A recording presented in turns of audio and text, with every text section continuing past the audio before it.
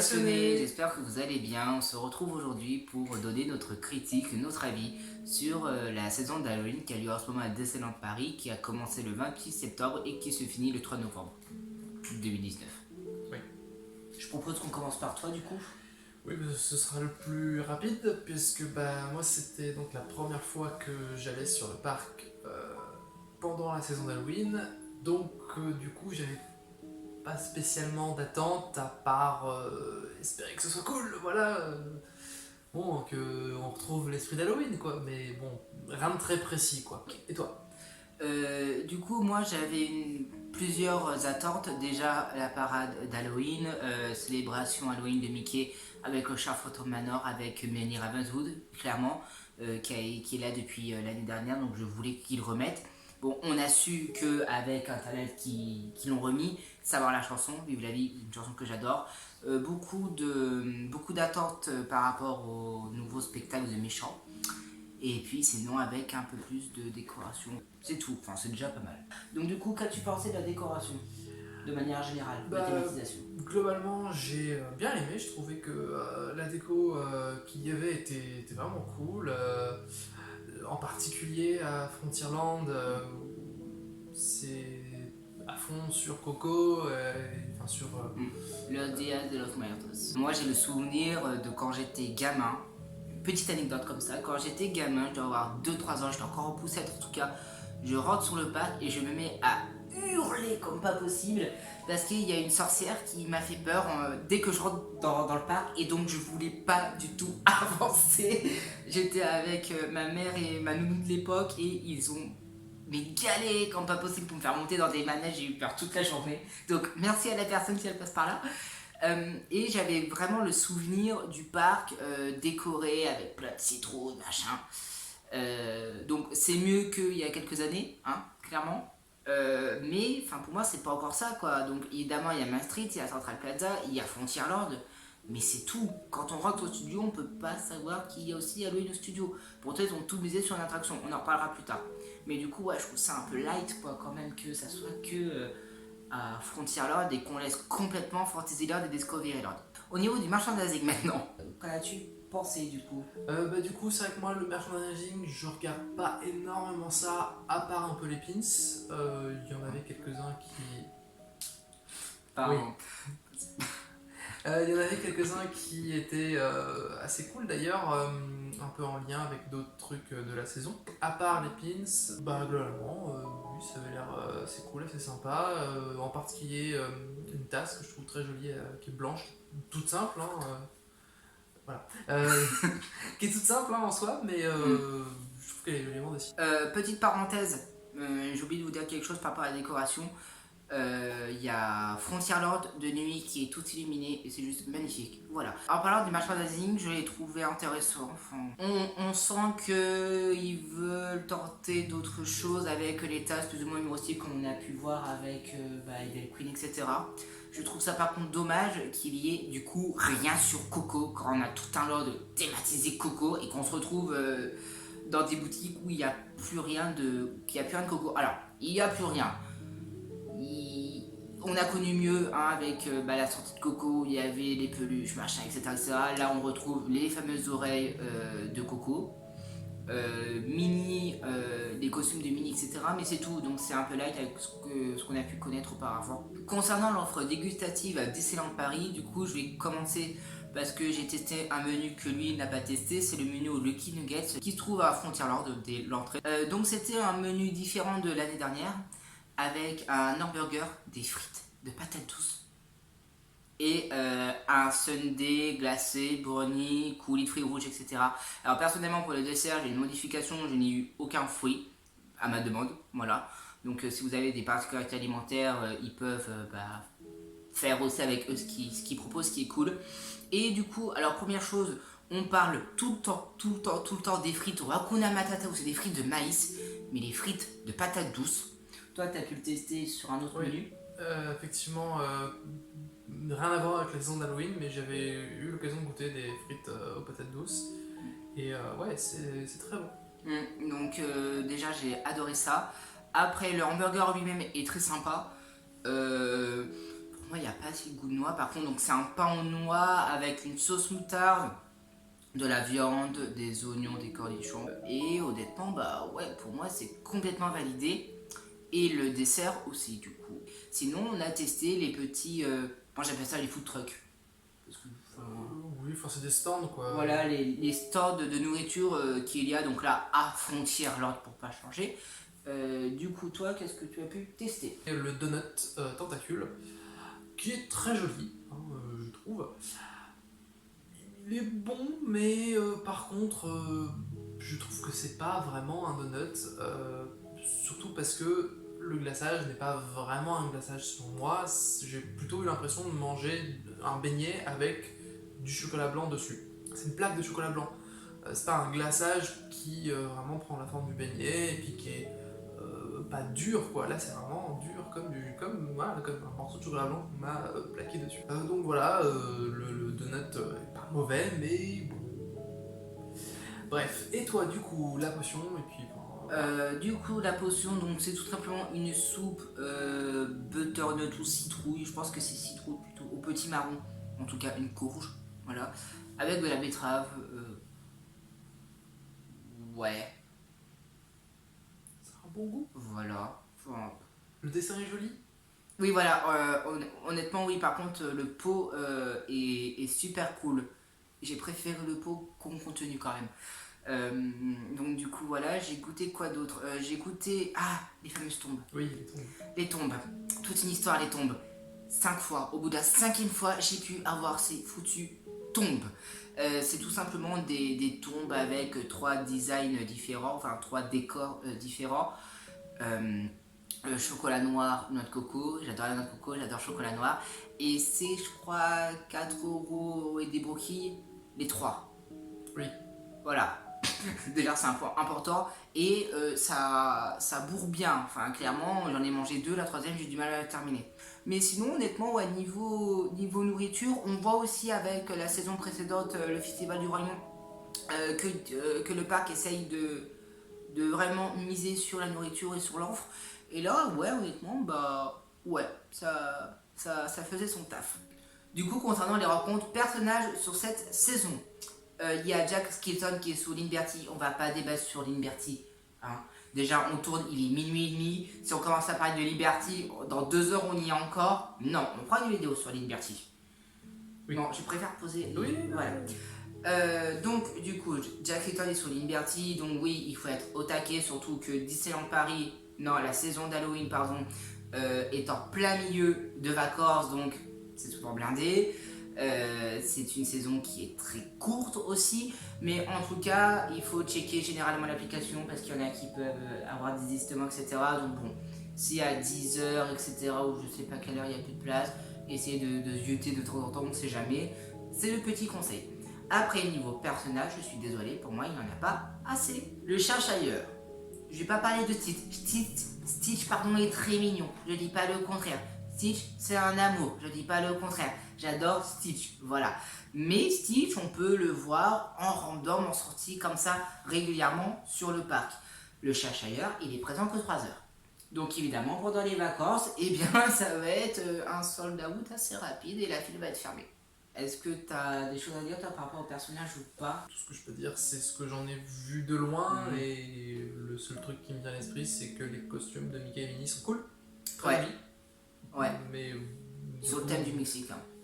J'ai aimé par contre quelque chose, j'espère que ça va plus se développer, c'est que Max est présent. C'est la première fois que je le vois, c'est un personnage quand même assez rare, qui est en photolocation, avec quand même un créneau d'horaire qui là quand même est respectable.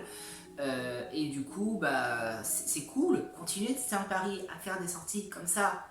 Par contre, un truc qui serait cool, c'est de ne pas supprimer toutes les face characters de plein de trucs. Et là, je vais enchaîner sur le spectacle d'Ursula. Attention, méchant. concernant Attention méchant, j'ai du positif et du négatif à dire. Donc je vais commencer plutôt par le positif. Globalement, j'étais assez content, j'ai assez apprécié tout ce qui est ambiance, musique, danse. Oui, danse aussi. Il n'y avait rien de fou, mais après, c'est vrai que la danse, j'y connais pas grand chose. Enfin bref, c'était un tout. Voilà, c'est un tout que j'ai plutôt bien aimé à ce niveau-là. Aussi l'histoire, même si apparemment le genre de choses, c'est pas vraiment le genre de choses où il y a moyen de développer quelque chose de très très original ou de très détaillé, mais voilà, j'ai plutôt apprécié, je trouvais que ça me rendait plutôt bien. J'ai trouvé que Ursula chantait bien, que sa voix correspondait bien à la Ursula du film.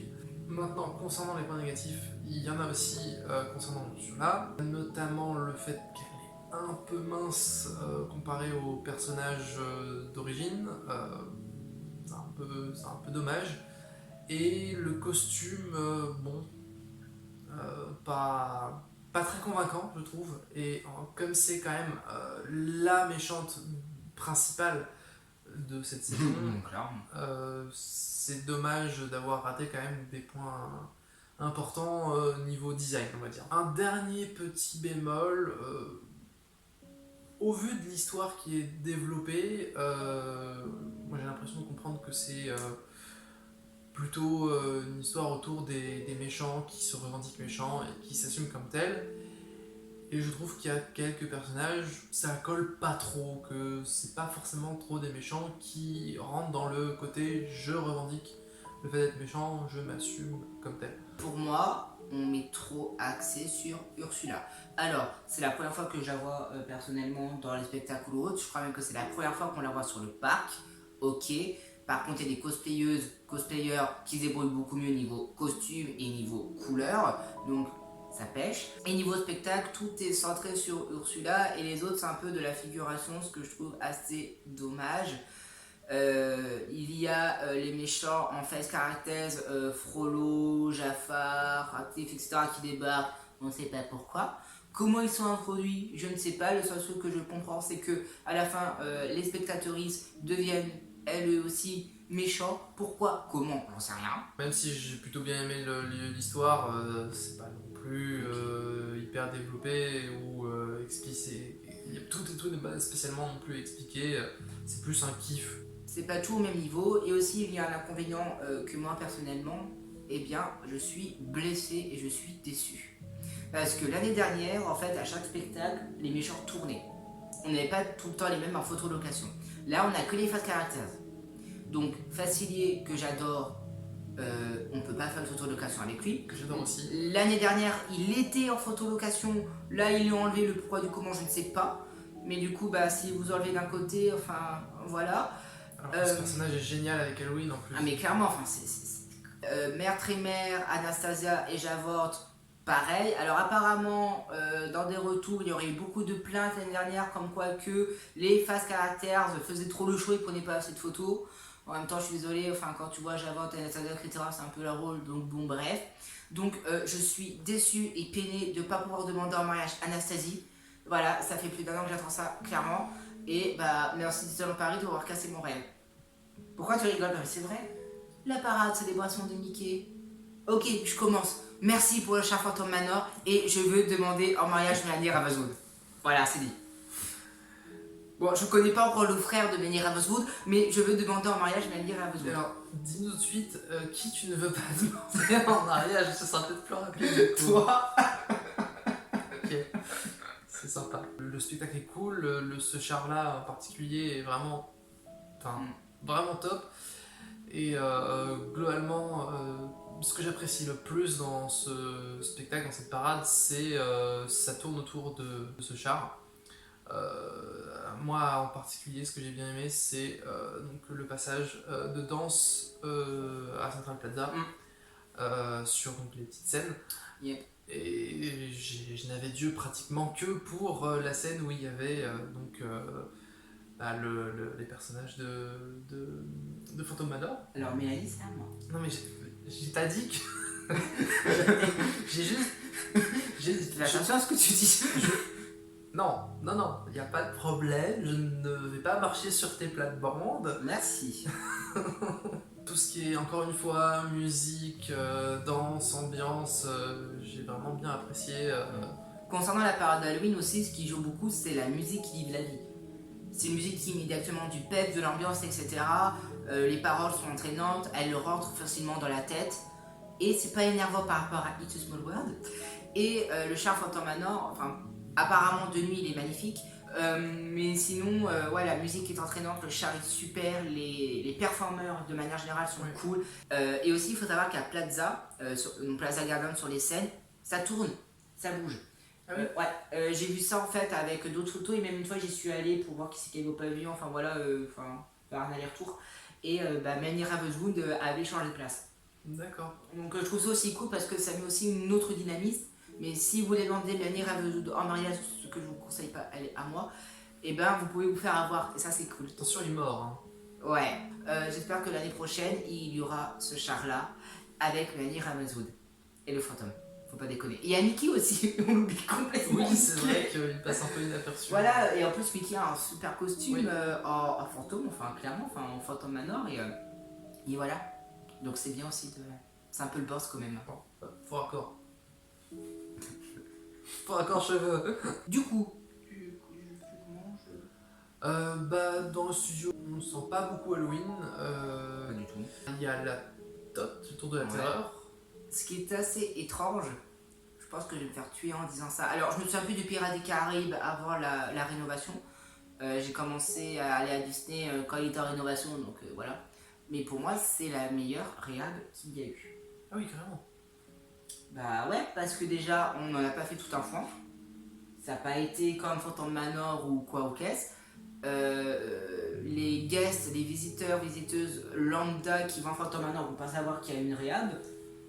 Voilà, il y a quand même certains. À part la storyline, etc. Mais par rapport à la tour de la terreur, le pré-show est le même, il n'y a que les ascenseurs. Donc du coup, même si par exemple j'ai un pote qui a fait la tote avant la rêve, là il va y avoir quelque chose qui a changé. Oui. Et on perd pas l'histoire de base. Oui, donc, c'est vrai. après je trouve ça dommage qu'il n'y ait pas d'autres trucs qui ont été faits en plus en fait par rapport à la tote. Par exemple pour Noël, alors cette année je sais pas du tout si ça va être le cas ou pas, mais les années précédentes à Noël, à la tote, il y avait eu un son et lumière à la fermeture, comme on peut avoir à Illuminations pour le parc Disneyland. Actuellement, il y a d'ailleurs un pré-show d'Halloween, voilà, à Illuminations. Petite parenthèse. À la tote, il n'y a rien. Pourtant, je sais pas, tu mets la tote en valeur par rapport au studio, par rapport à Halloween, fais quelque chose par rapport à la tote. Surtout que la tote, ça s'y prête bien. C'est vrai. La tote, niveau Halloween, niveau horreur, machin bidule. En tout cas, voilà. Et les seules nouveautés. Alors après, à voir, parce qu'apparemment, c'est pas très. Ça saute pas aux yeux. Il y aurait trois histoires différentes. Et vu qu'il adore la tote, je vais t'en laisser. Je vais te laisser t'en parler. Vas-y. Donc, on a fait ensemble un des scénarios. Et c'est vrai que cette attraction, voilà, j'ai un rapport particulier avec. Il l'adore, photo à l'appui. Voilà.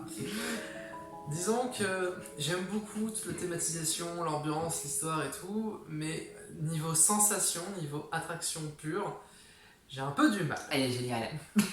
Après, au moins, j'ai des sensations, c'est pas une attraction où je vais m'en lasser, ça c'est clair. Mais bon, je la fais une fois tous les 6 mois à peu près, quoi. Mais honnêtement, si vous voulez une photo géniale, il faut y aller avec lui. Une photo unique. Ah, clairement. c'est très sympa. Voilà. Mais c'est vrai que j'ai quand même. Enfin, voilà, cette photo est assez. Avec peu d'équivoques, hein. Mais j'ai quand même pu suivre l'histoire, hein, malgré tout. Et bon. Qu'en as-tu pensé d'ailleurs de l'histoire ? Comme pour d'autres choses, c'est pas une attraction qui est suffisamment longue pour qu'on puisse véritablement développer toute une histoire originale, riche, etc. Mais voilà, j'ai trouvé que l'histoire était cool, que ça marchait bien, malgré le fait que on soit un peu obligé d'utiliser des ficelles scénaristiques. Parce qu'il n'y a pas le temps, en fait, tout simplement. Donc, c'est pas gênant, ça marche bien avec l'attraction, ça met bien dans l'ambiance, donc c'est cool, même si c'est pas d'une originalité folle. Et petite info, si toi t'es en train de pleurer toutes les larmes de ton corps parce que tu te dis mince, c'est spécialement pour Halloween et je n'ai pas pu tester cette superbe attraction et avoir des photos superbes en souvenir, ça va pouvoir ressortir dans les dossiers pour les anniversaires, etc. Tu sais quand cette photo va ressortir, voilà, comme ça, je t'ai prévenu. Eh bien, ça a été confirmé, si je ne me trompe pas, mais ça va être des modifications qui vont rester tout le temps. Ce qui peut être une bonne chose aussi et faire taire les rumeurs qu'il y a depuis, je crois, au moins 2 ans, voire même plus, sur la Tour de la Terreur. En fait, dès que la Californie, la TUT et changé en Gardien de la Galaxie, c'était ah, si c'est en Paris, ça va être pareil. Alors que ça a été plus ou moins démenti, et surtout que dans les fanarts, les photos, machin, bidule, les plans, on voit que la Tour de la Terreur ne bouge pas.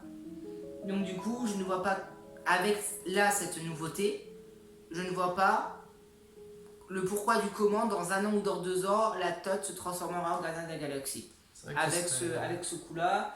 Ce serait un peu con, quoi, qu'il y ait des nouveautés qui sont installées et conservées pour peu de temps après tout changer. Bah, ça serait contradictoire. C'est un peu bizarre. On passe à la conclusion ? Allez, allons-y. À toi l'honneur. Ok.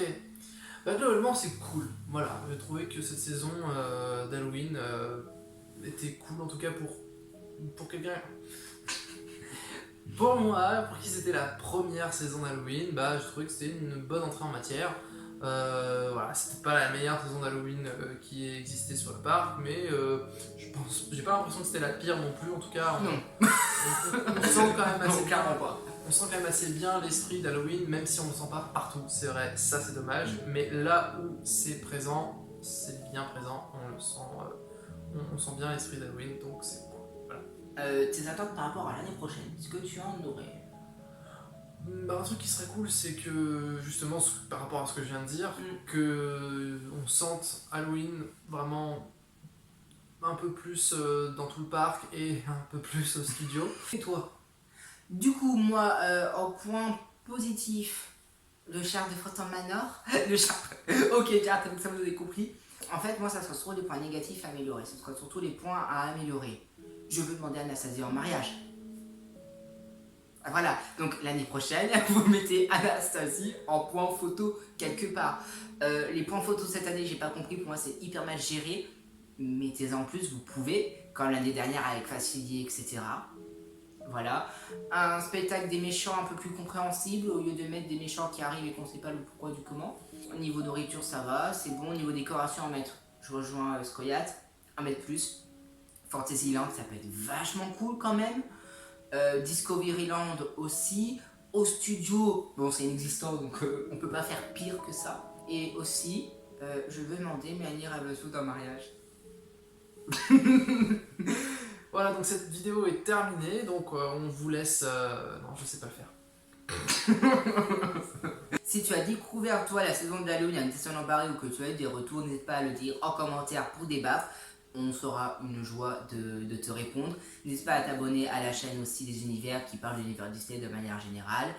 Et à nous rejoindre sur les réseaux sociaux, Facebook et Instagram. Voilà. Et activer la petite cloche pour avoir une notification des vidéos. Et vive la vie!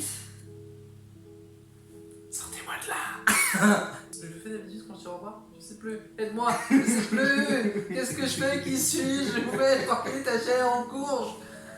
Pardon. Je suis fatigué. Sortez-moi de là! Que les rêves continuent!